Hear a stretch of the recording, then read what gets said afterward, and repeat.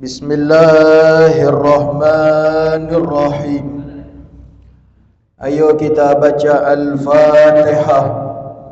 Kita tunjukkan pahalanya kepada junjungan kita Nabi besar Muhammad sallallahu alaihi wasallam, kepada keluarganya, kerabatnya, ibu, bapa kita, guru-guru kita, pengarang kitab ini, waliman ammar hadzal majlis, wabil khusus sayyidil walid al-habib Naufal bin Muhammad bin Agil bin Usman bin Yahya.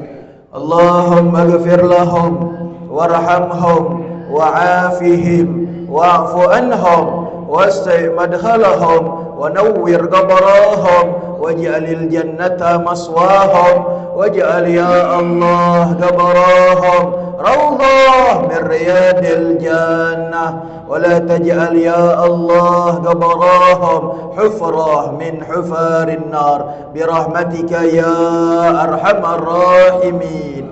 Al-Fatihah ala hadhihi niyyah wa ala kulli niyyah salihah jami'ah nafi'ah wa ila hadratin Nabi Mustafa Muhammadin sallallahu alaihi wasallam bisirril Fatihah.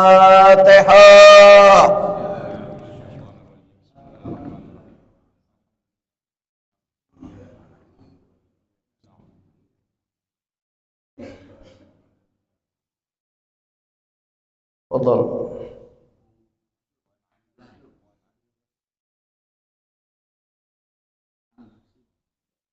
Bismillahirrahmanirrahim.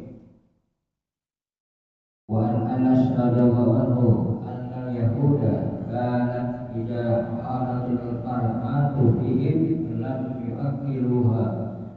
Qala Nabi sallallahu alaihi wasallam isna'u kullu syai'in illa nikah. Wa an Aisyah radhiyallahu anha qalat kana Rasulullah sallallahu alaihi wasallam ya'muruni jiru kaya wa yashiruni wa ana haidun muttafaqun alaih wallahu Ahsanallah.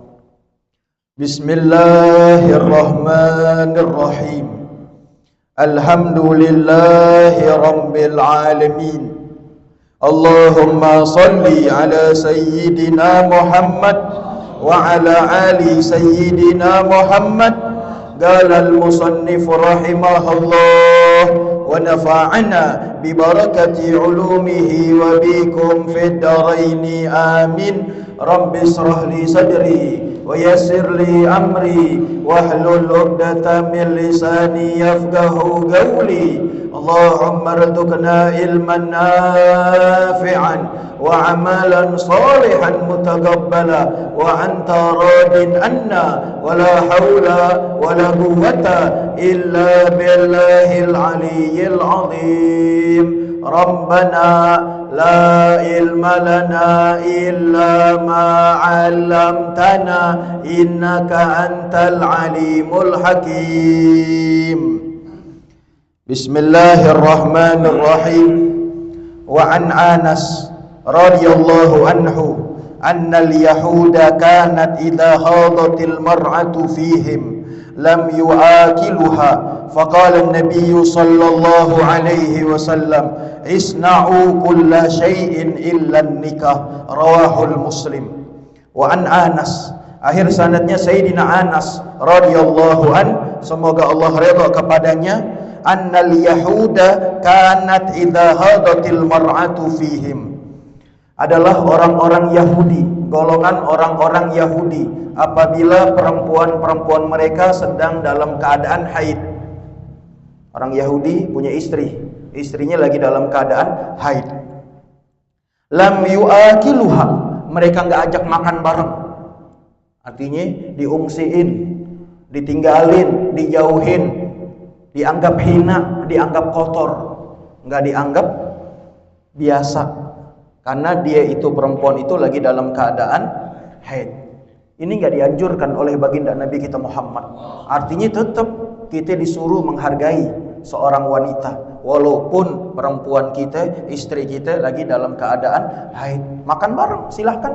Berbicara, berbincang, duduk bareng, silahkan. Ketawa bareng.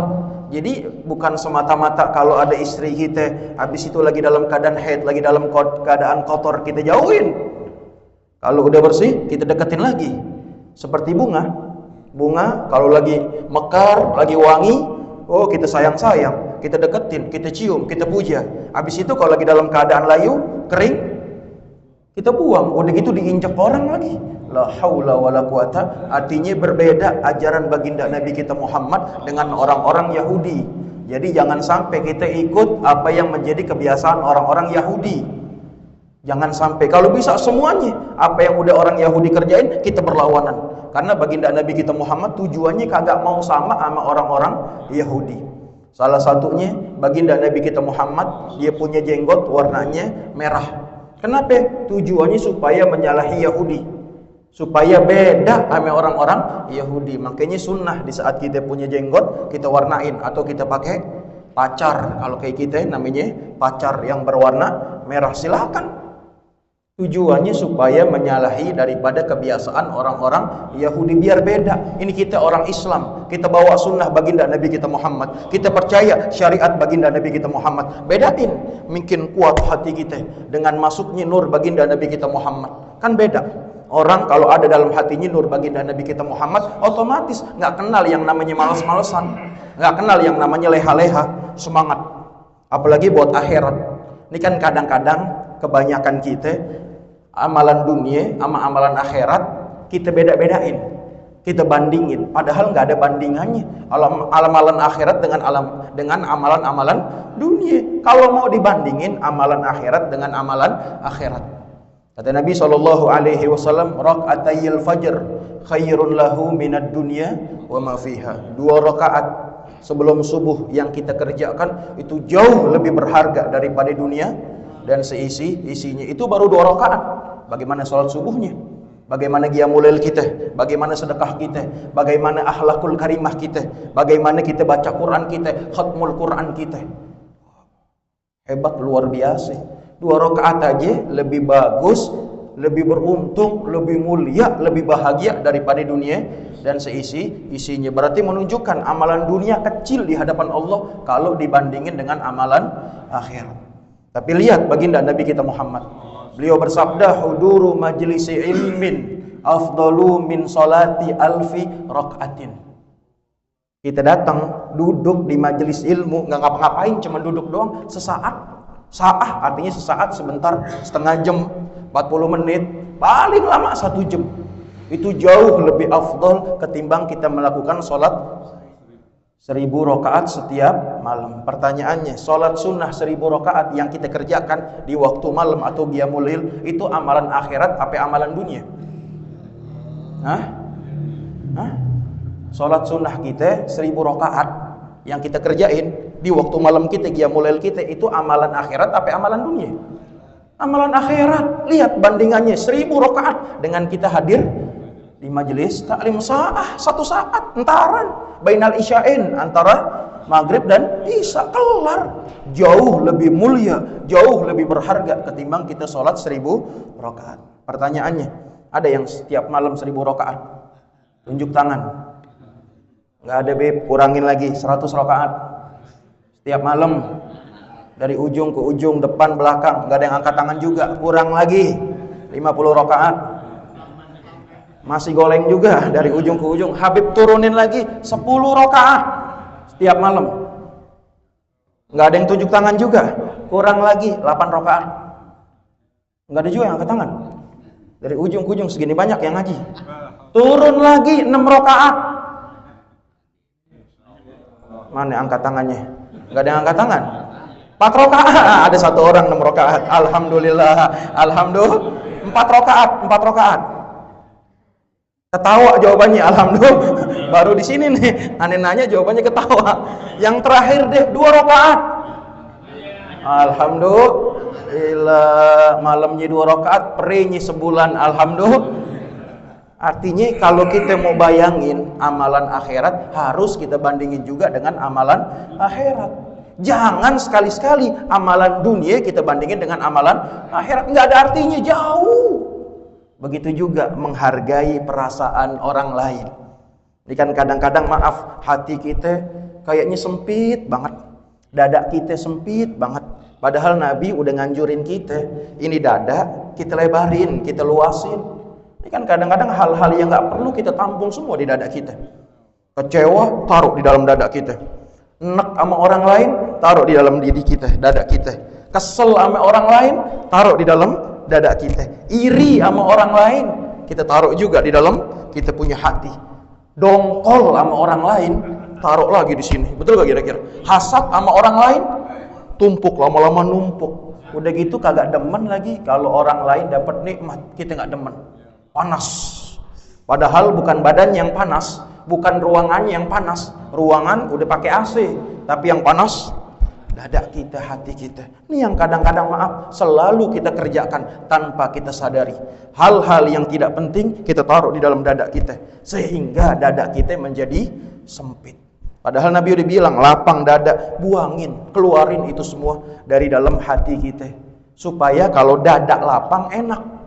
Bahkan dulu orang-orang tua kita petuahnya luar biasa, nasihatnya luar biasa. Nggak perlu lo mengharap minta maaf keluar dari lisan orang lain. Maafin aja udah. Kan ada yang ngomong begini, 7 turunan, demi Allah 7 turunan gue nggak maafin kecuali lo udah minta maaf sama gue. Ada nggak kira-kira yang begitu? Ada. Nunggu orang minta maaf, nunggu keluar permohonan maaf dari lisan orang. Nggak perlu, cuman hanya buat sempitin dada kita.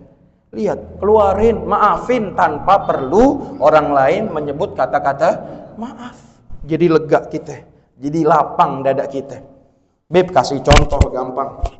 Ente pakai baju koko ukurannya XL. Habis itu ente pakai ukuran S. Baju koko kita nih, biasa itu badan kita kan ada yang pakai M, ada yang S, betul kira-kira? Ada yang L, ada yang XL, ada yang double XL, betul kira-kira? Sekarang kita biasa pakai L, kita pakainya S. Sempit gak kira-kira? Kita pakai, padahal udah merecet, tahu merecet. Dia punya lengan baju tuh gantung ke atas, kagak enak. Kalau kita ngelihat dari kaca, oh kayaknya pas body nih, pas body, padahal merecet, kagak enak. Pertanyaannya itu baru baju koko, kagak enak kalau kita pakai dalam keadaan baju yang sempit. Atau kalau kagak ukuran kita L, kita pakainya double XL.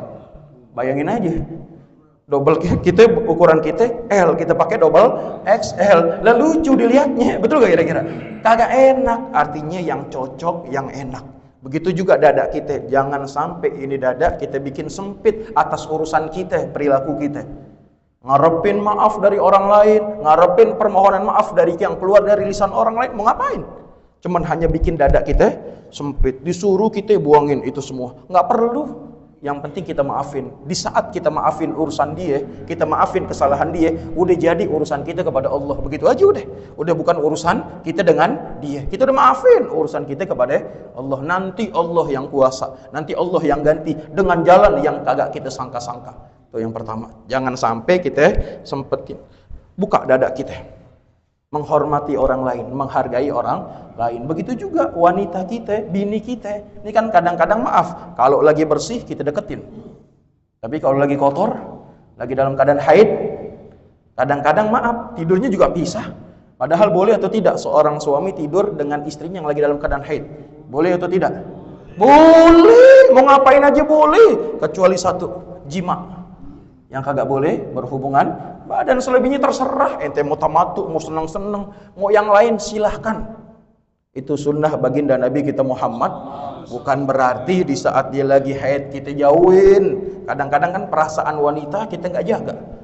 Hargai perasaan wanita. Apalagi dulu kita mintanya aja pakai akhlak, mintanya aja dulu pakai bawa-bawaan. Betul gak kira-kira?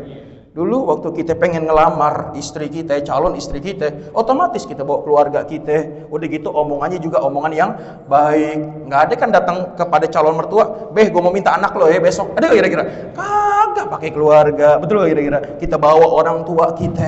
Kalau emang kita punya guru, kita bawa guru kita. Dengan ngomong yang sopan, dengan ngomong yang lemah lembut. Habis itu begitu nikah bawa-bawaan deh. Betul nggak kira-kira? Kalau Betawi kan beda, dua bawaannya. Lamaran bawa-bawaan, begitu nikah bawa-bawaan. Kalau kita jamaah mah enak. Begitu lamaran sekaligus bawa-bawaan. Habis itu nikah cuman bawa mahar, enak. Betul gak kira-kira? Kalau Betawi kan lain ceritanya, nggak ketemu yang begini. Betul gak kira-kira? Lamaran pakai bawa-bawaan, nanti nikah udah gitu belum isi kamar lagi. La haula wala quwata.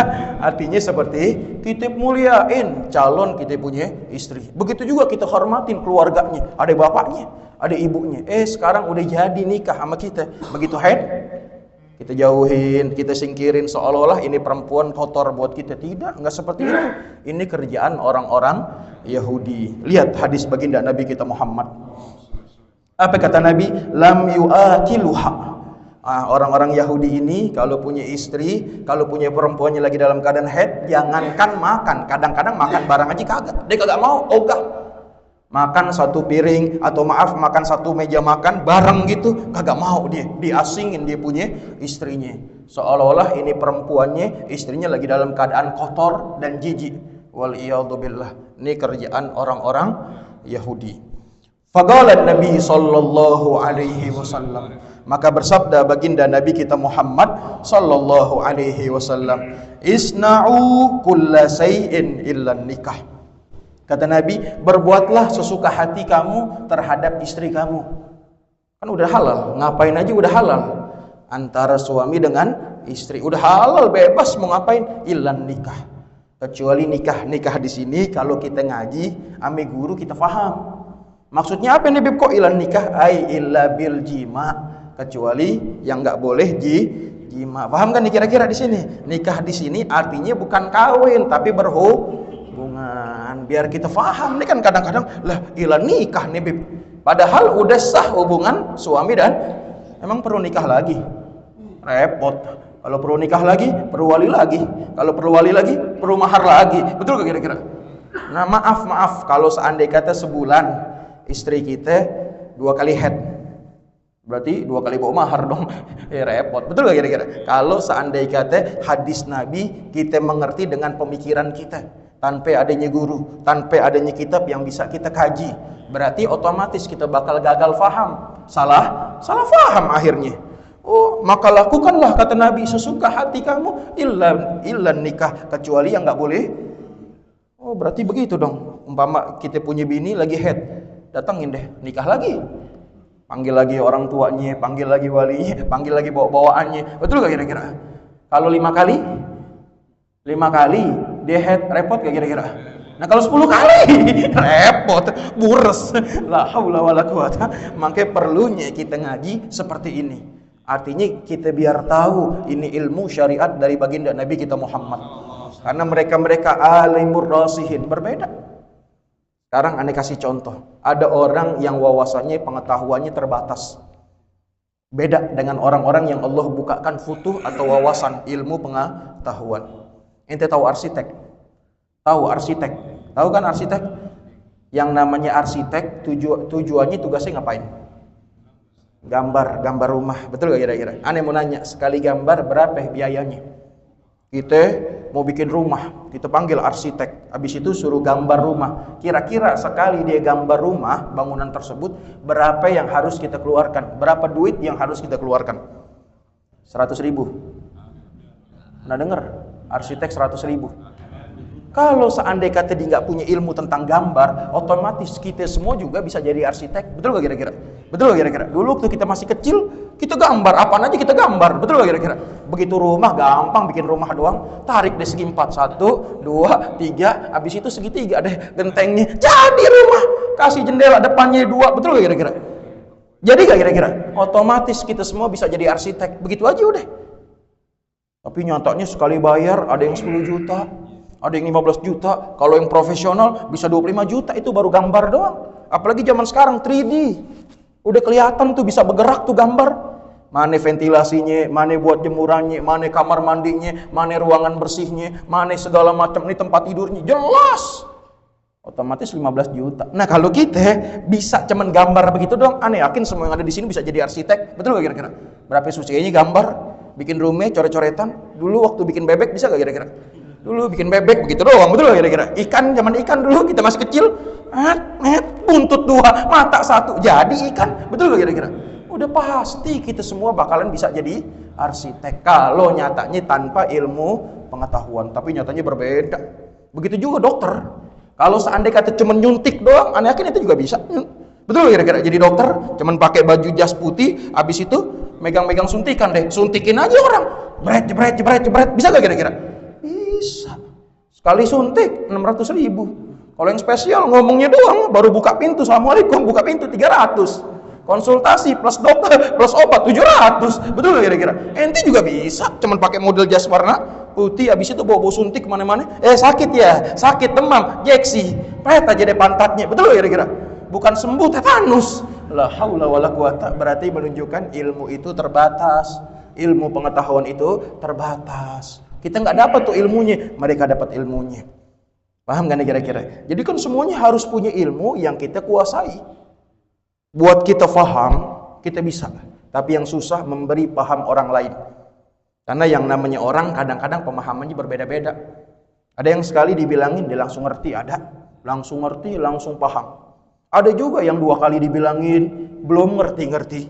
3 kali dibilangin kagak ngerti-ngerti. Sampai pertemuan yang ke-10 kagak ngerti-ngerti. Sekalinya ngerti, gurunya udah berbusa, dia kagak amalin. Ada gak kira-kira? Ada gak kira-kira? Manusia macam-macam ilmu pengetahuannya yang Allah beri.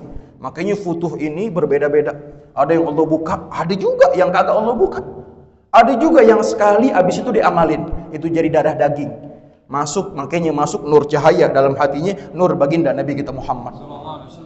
Kenapa? Kita amalin berbuah amal. Ada juga yang ngaji kuping kanan, keluar kuping. Yang penting udah ngaji, kelar deh. Pengajian tutup, wallahu a'lam. Ditanya, jawab apaan tadi? Masalah HP di musola. Oh kagak tahu, lupa. Ada gak kira-kira begitu? Ada macam-macam. Itu namanya ilmu yang nafi. Ilmu yang masuk kuping kanan, keluar kuping. Gimana? Ilmu yang nafi, ilmu yang masuk kuping kanan, keluar kuping. Tapi ilmu yang masuk kuping kanan kalau kita amalin ke dalam hati kita, makanya jadi kuat asar kita. Buktinya kagak sampai gini hari. Betul gak kira-kira? Banyakan lupanya kita. Buka kitab pas pengajian doang. Yang mana ya bacaannya, tandanya. Betul gak kira-kira? Habis itu kelar di musola, tutup, buka lagi. Kali gitu ada catatan kita, oh tadi Habib ngomong ini, guru ngomong ini, kiai ngomong ini. Kagak, yang penting masuk kuping kanan, keluar kuping. Itu namanya ilmu yang nafi. Betul gak? La haula wala quwwata. Kata Nabi, faqala Nabi sallallahu alaihi wasallam, isna'u kulla syai'in illa nikah. Silahkan engkau berbuat sesuka hati kamu. Karena udah ada yang namanya ikdun nikah tersebut, tali pernikahan. Udah sah tuh di antara suami dengan silakan mau makan bareng, mau tidur bareng, mau berendam bareng, silahkan. Yang nggak boleh ilal nikah, yang dimaksud ilal jima, kecuali berhubungan. Yang bawah nggak boleh, yang atas boleh. Betul gak kira-kira? Kalau yang bawah dipalang, yang atas jalan tol, silahkan, bebas. Paham gak nih kira-kira? Tuh bedanya tuh antara orang-orang Yahudi dengan kita umat baginda Nabi kita Muhammad, menghargai daripada perempuan atau pasangan kita. Ini sunnah baginda Nabi kita Muhammad sallallahu alaihi wasallam. Wa an Aisyah radhiyallahu anha qalat kana Rasulullah sallallahu alaihi wasallam ya'muruni fa'attaziru fayubasiruni wa anna haidun, muttafaqun alaih. Hadis yang ini memperkuat hadis yang atas. Allahumma sholli wa sallim. Wa an Aisyah, akhir sanadnya Sayyidah Aisyah radhiyallahu anha, semoga Allah redha kepadanya. Qalat, dia berkata, kana Rasulullah sallallahu alaihi wasallam ya'muruni fa'attaziru.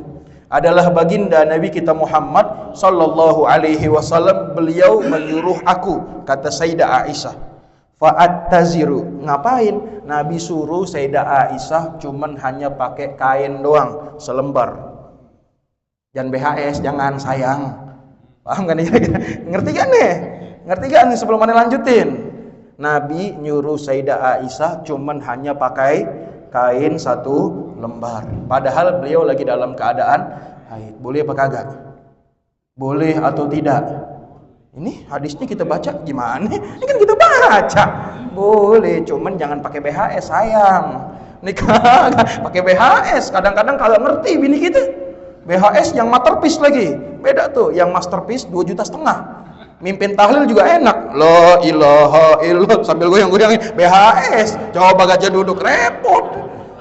Betul kira-kira kan kadang-kadang kita di rumah kita banyak kain di rumah kita. Ada kain buat ngaji, ada kain buat undangan, ada kain buat nongkrong, buat ngerokok, ada juga kain buat undangan, ngajar atau ceramah. Beda gak kira-kira? Nggak mungkin kan kain tidur ente pakai kain BHS. Paling setahun sekali, hari kedua, bener gak kira-kira? Bener gak kira-kira kan? Biasanya tuh kalau hari kedua kita nih di Arodo tuh ada yang namanya halal bihalal, betul gak kira-kira? Nggak ada yang diliatin segitu banyak orang, nggak ada yang pakai wadimor, semuanya BHS, betul gak kira-kira? Betul gak kira-kira? Paham gak nih? Paham gak nih? Apalagi buat mimpin tahlil udah paling enak gerak-gerakin deh BHS. Coba gajah duduk. Gatel. La haula wala quwata. Artinya bedain kain buat tidur ame kain kita buat sholat atau buat ngaji atau datang ke tempat orang lain undangan. Jangan itu-itu juga. Tidur kainnya itu. Sholat kainnya itu juga. Ngaji itu juga. Ketemu seminggu sekali itu mulu. Bedain artinya yang ada yang bagus kita simpen buat apa? Buat sholat kita, buat ngaji kita, buat ketemu orang. Kan ada momen-momen tuh, ada undangan, ada ketemu orang. Pakai yang bagus, itu sunnah baginda Nabi kita Muhammad. Yang dimaksud di sini kain itu Sayyidah Aisyah disuruh hanya pakai kain penutup selembar doang sehelai. Paham gak nih kira-kira? Jadi pakaian yang terbuka deh.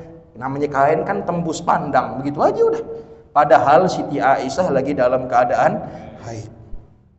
Fayubashiruni, maka Nabi menyentuhku dengan tubuhnya. Bertemu tuh antara kulit dengan kulit. Berarti kan senggangganya itu kain tipis. Kalau kain tebel nggak berasa.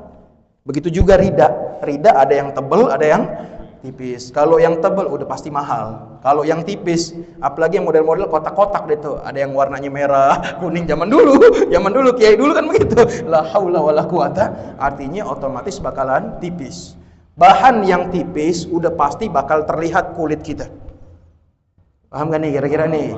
Ini kan tebel, kalau aneh giniin kelihatan nggak tangan aneh? Kalau tipis udah pasti bakal terlihat. Nah, yang di sini adalah sehelai kain yang tipis, yang bisa kelihatan. Tapi ingat, dalam keadaan suami istri. Ingat nih, suami istri. Kalau bukan mahramnya, kalau belum kawin, boleh gak? Mau yang tebel kek, mau yang tipis kek, udah kagak boleh aja udah. Nah, tapi kalau udah nikah silahkan.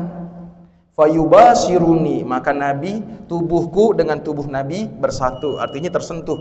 Kulit ketemu kulit, walaupun ada penghalangnya kain tersebut. Berarti otomatis bakal terasa di kulit kita. Kalau itu kainnya dalam keadaan tipis, paham gak nih kira-kira? Tapi kalau tebel, kagak. Kadang-kadang kita sering lihat ada guru-guru kita, kalau ada jamaah ibu-ibunya cium tangan, itu guru-guru kita biasanya tuh dimasukin tuh tangannya daripada sorbannya, dicium tangan, tapi yang kecium hanya cuman dia punya ridanya. Itu menunjukkan rida ini tebel tanpa tersentuh kulit dengan kulit. Paham gak nih kira-kira? Beda, ente cobain deh. Kain yang tipis sama kain yang murah sama kain yang mahal beda. Kain yang mahal otomatis dia tebal. Kalau kain yang murah udah pasti dia tipis. Kecuali BHS. Kalau BHS udah beda deh tuh. Pokoknya depan belakang udah adem aja deh udah. La haula wala quwata. Wa ana haid, kata Sayyidah Aisyah, sedangkan aku lagi dalam keadaan haid. Berarti boleh nempel antara kulit sama kulit, apa yang lain-lain lah terserah, yang udah pasti halal buat hubungan suami istri. Illal jima, tetap yang dilarang adalah jima. Paham gak nih kira-kira? Karena dalam surah Al-Baqarah ayat 222 di situ udah jelas tuh, Allah haramkan seorang suami berhubungan dengan istri yang lagi dalam keadaan haid. Yang haram bawah, yang atas nggak masuk, disebut bawah tidak disebut atas. Yang haram bawah, yang atas bebas halal. Paham kan kira-kira? Mau pakai yang kayak gimana lagi? Mau kita siramin lagi pakai air, udah tipis siramin pakai air, guyurin lagi, terserah, bebas. Yang penting yang kagak boleh jima. Muttafaqun alaih, wallahu a'lam bishawab. Mudah-mudahan sedikit jadi ilmu yang nafi. Allah kasih kita pemahaman yang benar. Kalau kita mati, Allah matikan kita dalam keadaan husnul Al-Fatihah ala hadhihi niyyah wa ala kulli niyyah salihah jami'ah nafi'ah wa ila hadratin Nabi Mustafa Muhammadin sallallahu alaihi wasallam bisirril Fatihah.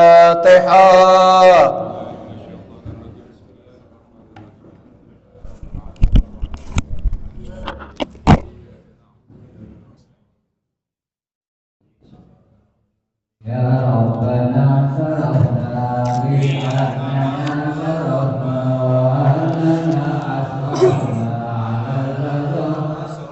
wa tub alaina tawbatan taghfiru kulla hawba wa asqalna al-awqati wa aminin ghafir liwalidina ghafir wa mawlidina